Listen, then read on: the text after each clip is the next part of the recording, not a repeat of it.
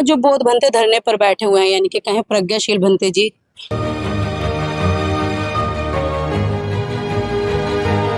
उनसे भी जानने की कोशिश करते हैं आखिर ये पूरा मामला क्या है। आइए उनसे भी बातचीत करते हैं।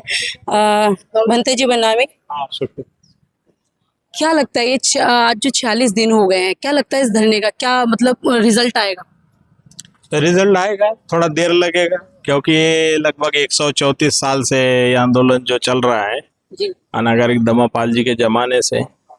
तो उस समय का माहौल कुछ और था। 1992 में फिर ये दूसरी बार में शुरू किया था भंते आर्य नागार्जुन सुरेश देसाई जी ने। तो 1995 तक के तो यहाँ काफ़ी 4-5-6 बार में आए, आंदोलन हुए। 95 में 86 डे कंटिन्यू चला था, तब जाके 4 मेंबर बुद्धिस्ट के बने थे, मुझे भिक्खु प्रभारी बनाया था। मेंबर रहते हैं। मेंबर नहीं, हमारे बड़े 4 गुरु लोग मेंबर बनाए गए थे। उस समय में मुख्यमंत्री लालू जी थे। तो आप नाम बताएंगे थोड़ा सा? तो भदंत ज्ञानेश्वर महास्थविर जो कुशीनगर में रहते हैं, जी बहुत अभी वो 90 साल लगभग उम्र है उनकी। जो म्यांमार से आए, भारत में रहे, भारतीय नागरिक है, भदंत ज्ञानेश्वर महाथेरो। दूसरे जो ये आंदोलन के प्रमुख थे भंते आर्य नागार्जुन सुरेश देसाई जी, वो तो जापानीज मूल के हैं, अभी नागपुर में है। वो भी लगभग 90 से 88-89 उम्र है उनका। वो मेंबर थे। भंते आनंद देव नाम के एक भंते थे, जो कुछ वर्ष पहले 111 साल की उम्र में डेथ हो गई उनकी, बुंदेलखंड के थे। और भंते आनंद महाथेरो जो दिल्ली में रहते हैं, वो मेंबर थे। वो 4 पहली बार मेंबर बने थे।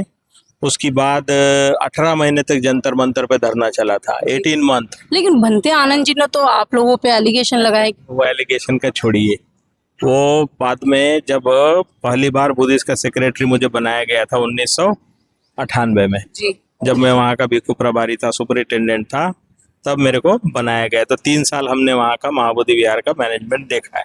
ऐसे 6 वर्ष बोधगया में रहा हूँ।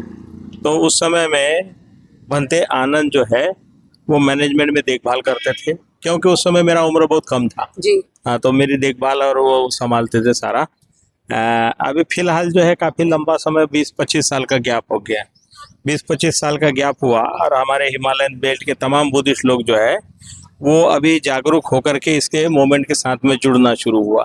क्योंकि हालात ऐसे हो गए कि भारत में जो CAA, NRC वगैरह के मामले आए, तो तब जो अल्पसंख्यक कम्युनिटी जो है, सिख है, बौद्ध है, जैन है, पारसी है, लिंगायत है, मुस्लिम है, जी ये सब लोग अंडर थ्रेट आ गए। इंडियन कॉन्स्टिट्यूशन में सब जो इक्वल राइट है, तो लोग बोल रहे नहीं, हिंदू राष्ट्र बनेगा तो फिर ये जो है इनको दूसरी नागरिकता दी जाएगी, दोयम दर्जा होगा। तब से बहुत से लोग सतर्क हो गए। और क्या हुआ कि आसाम, अरुणाचल, सिक्किम, ये प्रांत में कोई कोई बुद्धिस्ट लोगों पर हमले वगैरह भी हुए, बुद्धिस्ट मोनास्ट्री जलाई गई, और मुस्लिमों पर तो आए दिन होते ही रहा है। वो तो रेगुलर तो इसलिए क्या हुआ कि माइनॉरिटीज कम्युनिटी जो है वो जागरूक होकर के और सारी अलर्ट होकर के आगे आना शुरू हुआ। तो अभी ये मूवमेंट जो खड़ा हुआ, तो लगभग 2 साल से इसकी तैयारी चल रही है। कई बार दिल्ली में आए, उसके बाद 26 नवंबर को यहाँ पर एक बहुत बड़ा डेमोन्स्ट्रेशन हुआ। 17 सितंबर को पटना में अनागरिक धम्मपाल जी की जयंती मनाई गई। तो लोगों को जोड़ने का काम, प्रचार का काम पूरा करते करते अभी 2 साल पूरे होने में है। तो ये मूवमेंट जो रखा है, इसके पीछे तमाम मीडिया और सभी लोगों को जानकारी देकर के खड़ा किया हुआ है। तो पहले जैसे नहीं रहा है। पहले जो है सरकार के द्वारा या फिर किसी तरह से दबा दिए गए या ये हो गया, अब ये दबने वाला नहीं है। और अब जो है जनता अवेयर हो रही है बहुत अच्छी तरह से।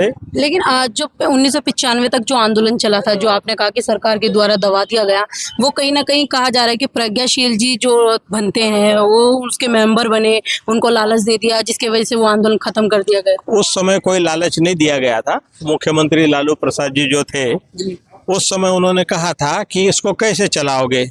तो इसलिए जब मेंबर बनाए, 4 मेंबर बनाए, तो एक शर्त थी कि इसका सौंदर्यीकरण करना, विकास करना और कैसे चलाओगे दिखाना। तो हमारे सामने चैलेंज था।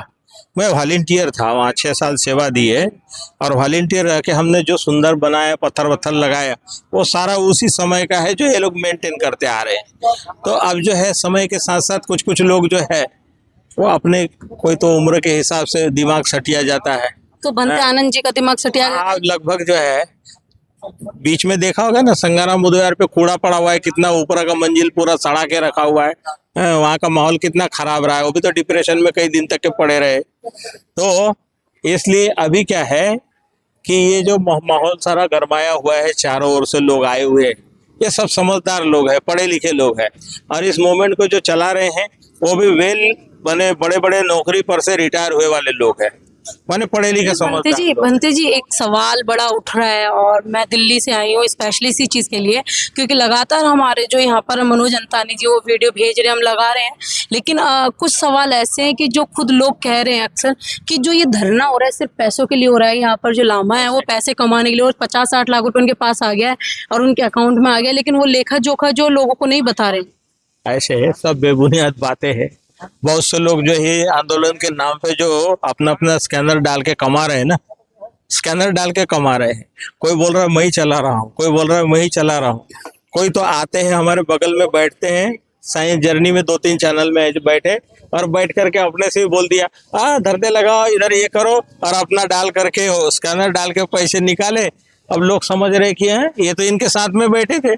तो वो तो बनते जी भी नॉर्मल बात है, क्योंकि जैसे अभी प्रेस कॉन्फ्रेंस हो रही थी जिसमें वो बोल रहे थे कि आप लोग हमें सहयोग करें, तो वो तो एक नॉर्मल है कि अगर कोई मीडिया वाला अगर सवाल उठा रहा है, मुद्दे उठा रहा है और वो दिखा रहा है, उसको भी कुछ ना कुछ आर्थिक सहयोग चाहिए ना। देखो, पैसा ही सब कुछ नहीं होता है। ये मूवमेंट में जो भी गांव से लोग जुड़ करके छोटा छोटा डोनेशन भेज रहे हैं, सामान भेज रहे हैं, डे टू डे हमारी प्रेस कॉन्फ्रेंस भी होती है। बोलने वाले कुछ भी लगाए कि भाई पैसा, मेरे पर तो कई आरोप थे, क्योंकि मैं 6 साल यहाँ था ना। अरे इसने तो पूरा बुद्ध गया लूट लिया है, ये है वो है। जो चोर डाकू होते हैं ना, उनके बारे में कोई चर्चा नहीं करेगा। जो आदमी जितना ही ईमानदार होगा उतना ही बदनाम होगा जी। हैं। तो इसलिए जो लोग पैसा पैसा बोलते थे, भूखे नंगे लोग हैं जो पैसे के लिए, माने जिनके दिमाग में रुपया पैसा ही घूमता है। हमारे रुपया पैसा से कोई लेन देन नहीं है। मेन उद्देश्य है कि देखिए, गया जिले में भारत का एक संविधान है जी। ये संविधान में सब लोग बराबर है बोलते हैं, तो एक IAS अफसर भी बराबर ही है।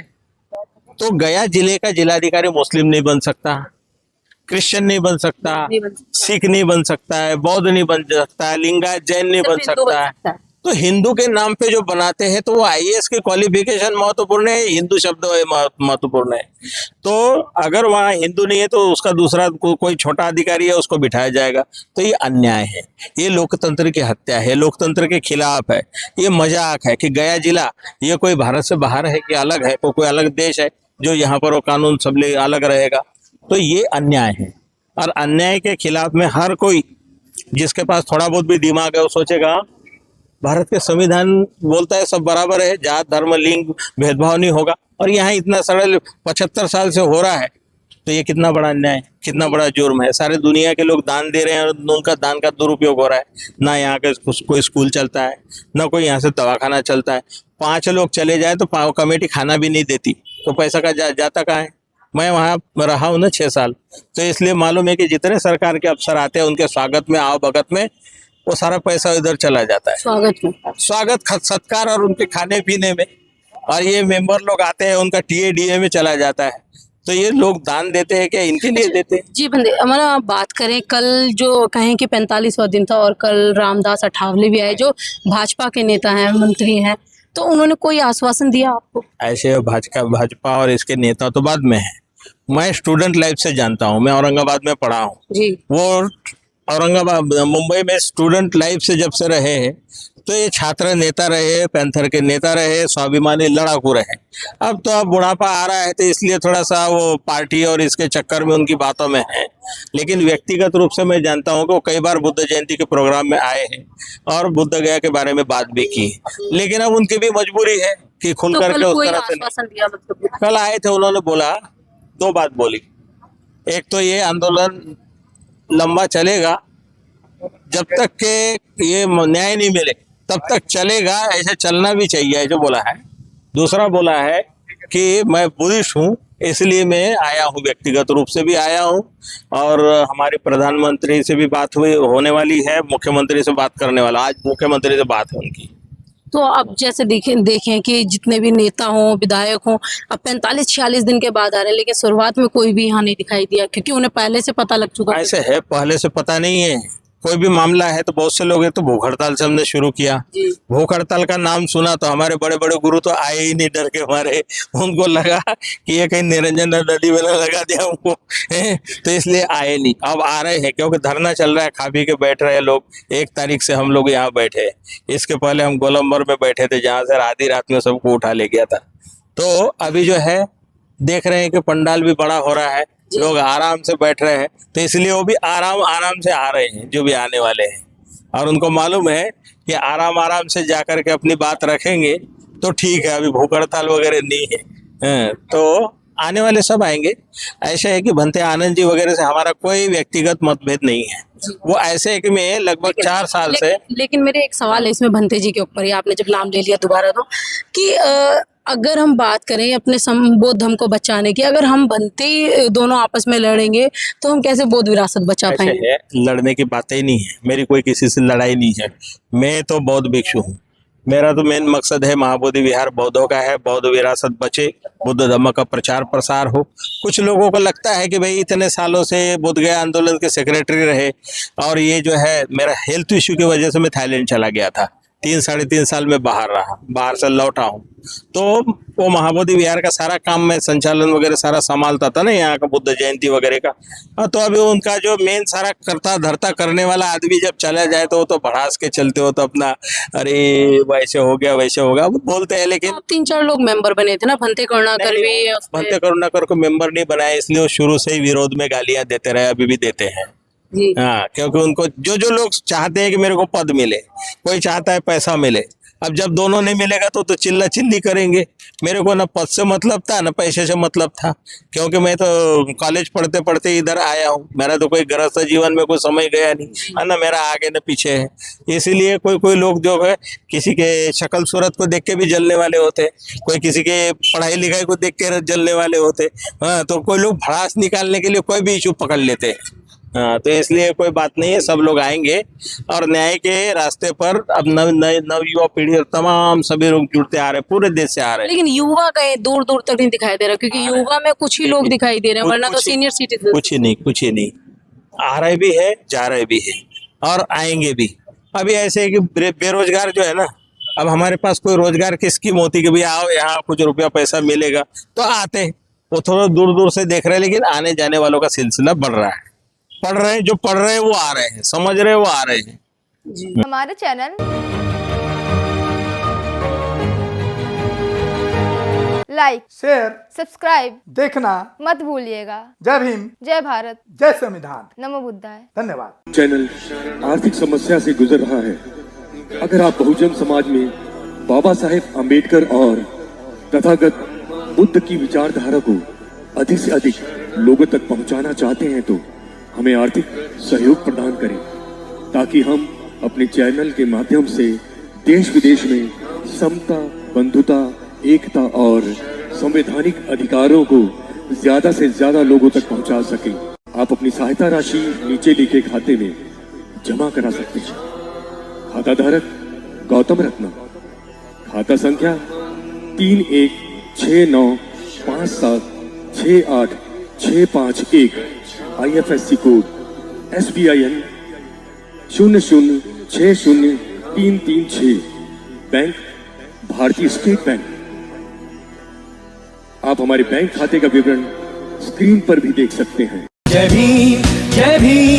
मैं गौतम रत्ना गौतम फिल्म्स प्रोडक्शन में आपका स्वागत करता हूं। आप हमारे प्रोडक्शन हाउस के अंदर अपना कैरियर बना सकते हैं as a film director, as a producer and actor and actress and editor and cinematographer also.